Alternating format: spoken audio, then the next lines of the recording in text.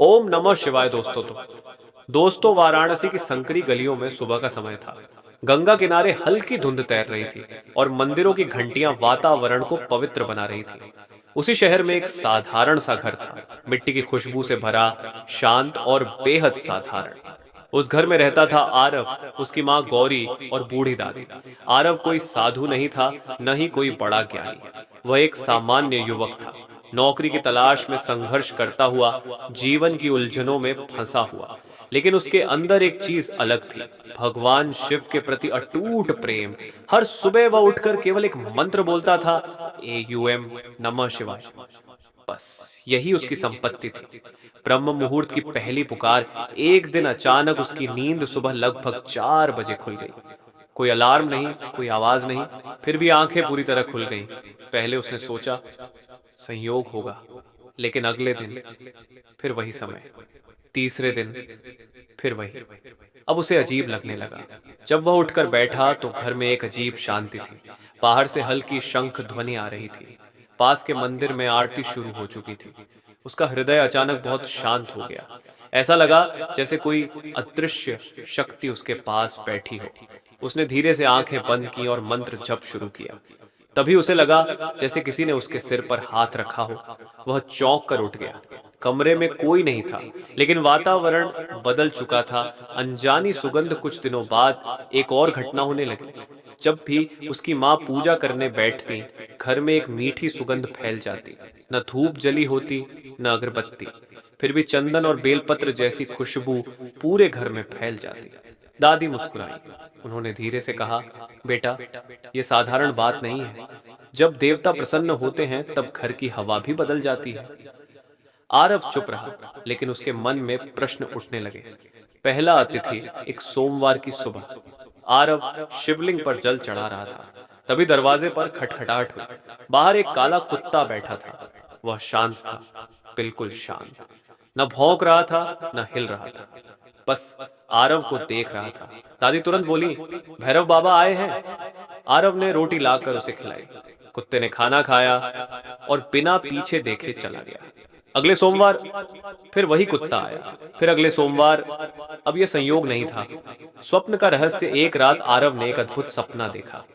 वह खुद को एक विशाल मंदिर में देख रहा था। चारों ओर दीपक जल रहे थे। मंदिर के मध्य एक विशाल शिवलिंग था, जिस पर गंगा जल बह रहा था। वह मंत्र जप रहा था, AUM नमः शिवाय, AUM नमः शिवाय। अचानक मंदिर में तेज प्रकाश फैल गया। उस प्रकाश में एक दिव्य आकृति दिखाई दी, जटाधारी, नीलकंठ, त्रिनेत्र। आरव का शरीर कांपने लगा। आवाज आई, भक्ति स्थान नहीं देखती, हृदय देखती है। और उसकी नींद खुल गई। उसका पूरा शरीर रोमांचित था। संकेत बढ़ने लगे। अब घर में अजीब घटनाएं होने लगी। बिना कारण मन शांत रहने लगा। घर में झगड़े खत्म हो गए। माँ की पुरानी बीमारी धीरे धीरे ठीक होने लगी। आर्थिक परेशानी कम होने लगी। आरव समझ नहीं पा रहा था, लेकिन दादी सब समझ रही थी। उन्होंने कहा, जब शिव आते हैं पहले शांति आती है, फिर परिवर्तन, परीक्षा, लेकिन हर कृपा से पहले परीक्षा आती है। एक दिन आरव को गुस्सा आ गया। नौकरी न मिलने की वजह से उसने घर में ऊंची आवाज में शिकायत करनी शुरू कर दी। उस दिन पूजा के समय वह सुगंध नहीं आई।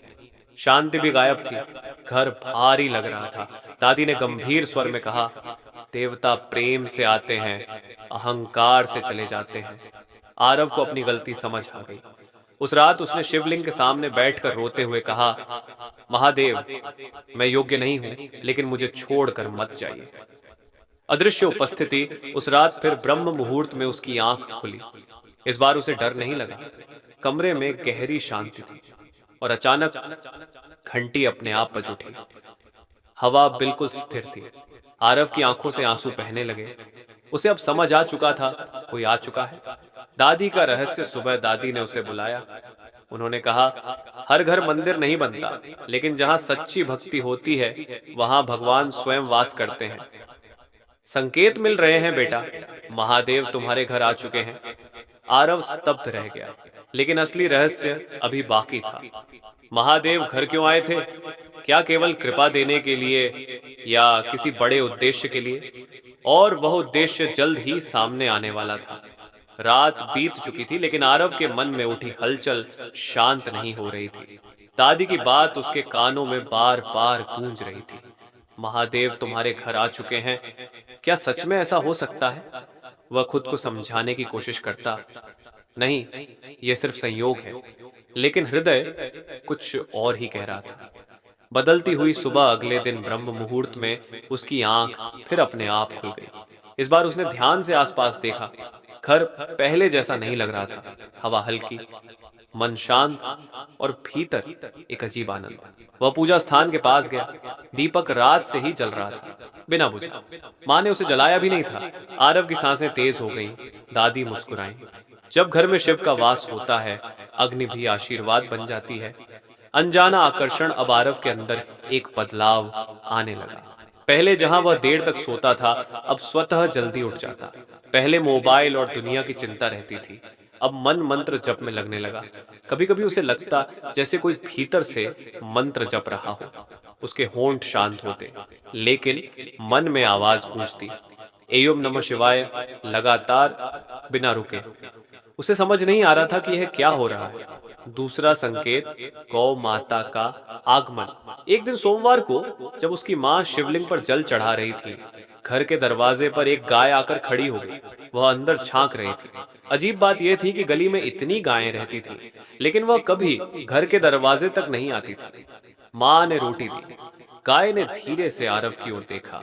उसकी आंखें बेहद शांत थीं। दादी ने हाथ जोड़ लिए। नंदी का आशीर्वाद है ये। गाय कुछ देर खड़ी रही, फिर धीरे धीरे चली गई। उस दिन घर में पूरे दिन अजीब खुशी बनी रही। स्वप्न का दूसरा चरण उस रात आरव को फिर सपना आया। इस बार वह गंगा किनारे खड़ा था। चारों ओर धुआं, दीपक और मंत्रों की ध्वनि। अचानक जल से एक प्रकाश उठा। उस प्रकाश से शिवलिंग प्रकट हुआ और एक आवाज आई, भक्ति केवल मांगने के लिए नहीं, बदलने के लिए होती है। आरव ने पूछा, प्रभु मैं क्या करूं? उत्तर मिला, सेवा। और सपना समाप्त हो गया। परीक्षा शुरू अगले ही दिन कठिनाई आ गई। जिस नौकरी की उम्मीद उसे महीनों से थी, वह किसी और को मिल गई। आरव टूट गया। उसने सोचा, इतनी पूजा के बाद भी मेरे साथ ऐसा क्यों? उसका विश्वास डगमगाने लगा। उस दिन उसने पूजा नहीं की। घर का वातावरण अचानक भारी हो गया। माँ और दादी भी चुप थी, जैसे घर की ऊर्जा बदल गई हो। मौन संदेश रात को अचानक तेज हवा चली। पूजा घर की घंटी अपने आप बजने लगी। आरव डर गया। वह दौड़कर मंदिर के पास गया। दीपक बुझ चुका था। उसके मन में अचानक अपराध बोध जागा। उसे महसूस हुआ, यह सजा नहीं, याद दिलाना है। वह तुरंत बैठ गया और रोते हुए बोला, महादेव, मैं कमजोर हूं, लेकिन आपको छोड़ना नहीं चाहता। जैसे ही उसने मंत्र जप शुरू किया, हवा शांत हो गई। घंटी रुक गई और वही मीठी सुगंध फिर फैल गई। दादी का ज्ञान। दादी ने कहा, शिव भक्त की सबसे बड़ी परीक्षा होती है विश्वास। जब सब ठीक हो तब भक्ति आसान होती है, लेकिन जब सब टूटे और तब भी नाम निकले, वही सच्ची भक्ति है। आरव समझने लगा था, महादेव समस्याएं खत्म नहीं करते, भक्त को मजबूत बनाते हैं। अदृश्य संरक्षण धीरे धीरे चमत्कार जैसे अनुभव होने लगे। एक दुर्घटना से वह बाल बाल बच गया। अचानक पुराने दोस्त ने काम का अवसर दिया। घर में आर्थिक राहत आने लगी, लेकिन सबसे बड़ा बदलाव उसके भीतर था।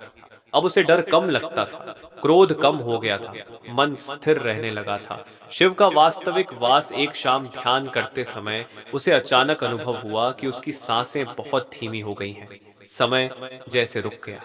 आंखें बंद थीं, लेकिन उसे लगा जैसे उसके सामने कोई खड़ा है। एक गहरी करुणामयी ऊर्जा। उसकी आंखों से आंसू बहने लगे। कोई शब्द नहीं, कोई दर्शन नहीं, फिर भी स्पष्ट अनुभव, महादेव पास है। रहस्य का खुलासा। ध्यान समाप्त होने पर दादी ने कहा, भगवान घर में मूर्ति बनकर नहीं रहते बेटा, वह मन में जागते हैं। जब घर का हर सदस्य बदलने लगे, जब क्रोध शांति बन जाए, जब भय विश्वास बन जाए, तब समझो शिव ने घर चुन लिया है। आरव अब समझ चुका था, महादेव बाहर नहीं आए थे, उन्होंने भीतर स्थान लिया था। लेकिन कहानी यहीं समाप्त नहीं होती, क्योंकि जब शिव किसी घर में वास करते हैं, तब उस घर का व्यक्ति केवल भक्त नहीं रहता, वह किसी बड़े कार्य का माध्यम बन जाता है। और आरव के जीवन में अब वही होने वाला था। रात गहरी थी। पूरे घर में सन्नाटा पसरा हुआ था। लेकिन आरव के भीतर कुछ जाग चुका था। अब उसे केवल संकेत नहीं मिल रहे थे, उसे महसूस होने लगा था कि उसका जीवन किसी अदृश्य दिशा में आगे बढ़ रहा है। दादी की बातें अब धीरे धीरे सत्य लगने लगी थी। जब शिव किसी घर में आते हैं तो केवल कृपा देने नहीं, कार्य कराने आते हैं। आरव समझना चाहता था, वह कार्य क्या है? तीसरा स्वप्न, आदेश। उस रात ब्रह्म मुहूर्त से ठीक पहले उसे सबसे अलग सपना आया। वह खुद को काशी के एक प्राचीन मंदिर में देख रहा था। मंदिर पुराना था, टूटा हुआ और लगभग सुनसान। दीवारों पर धूल जमी थी, दीपक बुझ चुके थे। मंदिर के मध्य एक छोटा सा शिवलिंग था, बिना जल बिना पूजा। अचानक आकाश से धीमी आवाज गूंजी, जहां भक्ति सो जाती है वहां उसे जगाना ही सेवा है। आरव ने चारों ओर देखा, मंदिर धीरे धीरे प्रकाश से भरने लगा। फिर वही दिव्य स्वर, आरव सेवा करो, और उसकी नींद खुल गई। उसका दिल तेज धड़क रहा था। संकेत का अर्थ सुबह उसने सपना दादी को बताया। दादी कुछ देर शांत रही, फिर बोली, महादेव ने तुम्हें बुलाया है। आरव चौंक गया, लेकिन मैं तो साधारण इंसान हूं, मैं क्या कर सकता हूं? दादी मुस्कुराई, शिव बड़े लोगों को नहीं चुनते, सच्चे दिल को चुनते हैं। पहला कदम उस दिन आरव गंगा किनारे घूमते हुए एक पुरानी गली में पहुंच गया, और अचानक उसकी नजर उसी मंदिर पर पड़ी जो उसने सपने में देखा था। वह स्तब्ध रह गया। सब कुछ वैसा ही था, टूटी दीवारें, सूखा शिवलिंग, और आसपास कोई नहीं। उसके शरीर में सिहरन दौड़ गई। उसे समझ आ गया, यह संयोग नहीं। ओम नमः शिवाय।